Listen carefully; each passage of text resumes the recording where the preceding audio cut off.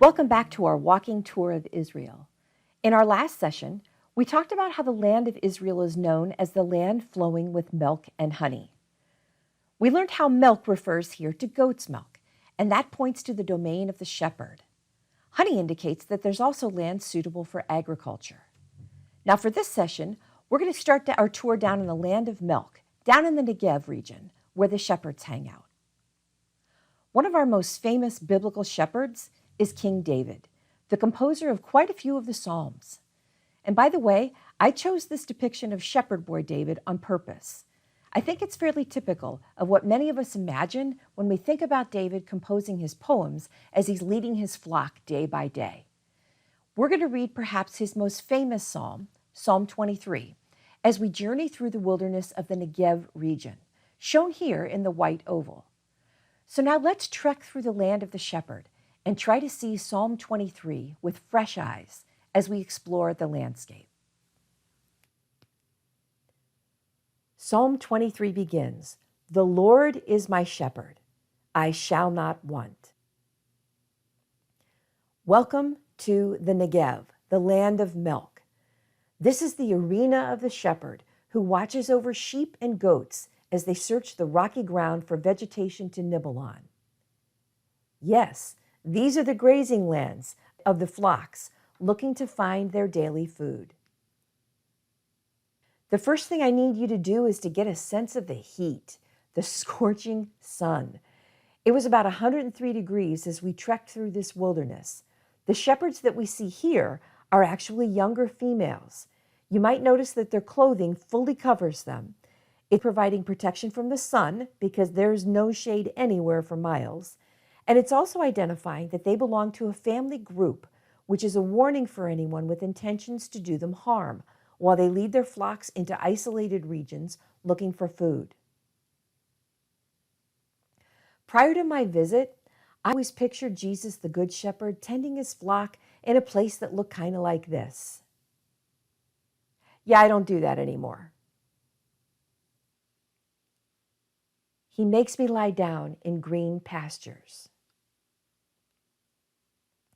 The wider landscape of the shepherd's terrain suggests that we also might want to give a second thought to our understanding of what green pastures are. As we stood in this spot, our guide explained to us that we were squarely located in an abundance of green pastures.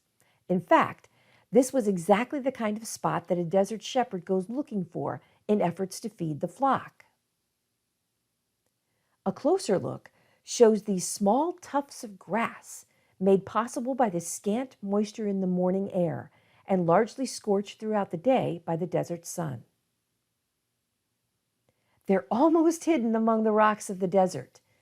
These are the green pastures in the land of milk. Think scarcity, not abundance.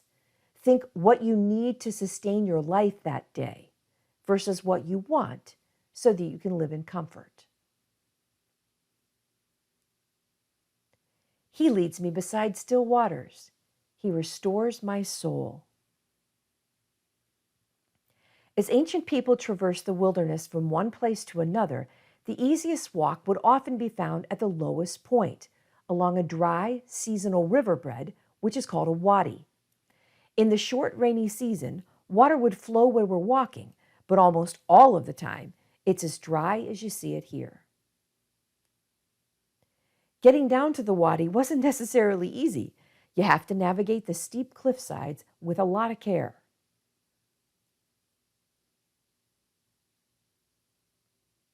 This was tough, even wearing reinforced hiking boots and using poles. I gained a totally new appreciation for the ancient people who wore simple sandals or wore in bare feet, and especially the women who wore tunics to their feet. We had one Mennonite couple with us, and I could see the struggle that a longer dress posed to this woman's ability to move freely in our hikes. Okay, but what does all this have to do with still waters? To make my point, I'm going to have to take us to Qumran, which is located north of the Negev at the top of the Dead Sea on its western side. I've got it in a white oval on the map there. We were hiking these stone hills of Qumran in the picture when a siren went off. If you're from the Midwest, you might identify because it sounded exactly like a tornado siren, which beckons people to immediately take cover because a tornado has been sighted. But as you can see from this picture, the sky where we were was absolutely cloudless. So we asked our guide, what gives? As we saw these hikers sprint up the cliffsides to make it out of the wadis below. And he said, that's a wadi alert. To which we replied, huh? He then asked us what we thought was the number one cause of death in the desert. And we shouted out things like exposure, dehydration, even a wild animal attack. But our guide, to our astonishment, said, flash flood. He then told us that Jerusalem, about 15 miles away from Qumran, had just had a small cloudburst of rain. People needed to get out of the wadis so they wouldn't be in danger of getting swept away as the water gushed through these seasonal riverbeds in its path to lower ground. Our group was shocked. I mean, look at this picture.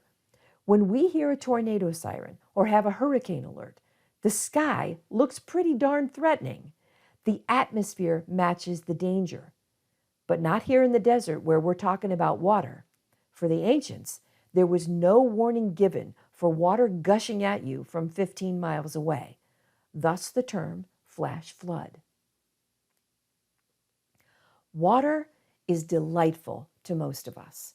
We take lake vacations, we sail and we swim and we surf and we water ski because we don't see water primarily as a danger. I learned that it's really different here. While water is necessary for life, it isn't necessarily to be trusted. The shepherd of Psalm 23 leads his sheep beside still waters, which is important because for desert people, water isn't necessarily safe. Let's pick it up next time with the paths of righteousness of Psalm 23. So thanks for coming along on this short journey into the Bible text. I hope you've noticed something new in the landscape, or maybe even a fresh way to view territory that you've covered many times before. Whatever the case, it's good to have you along for the trip. You never know what we might discover as we crack open this fascinating text together.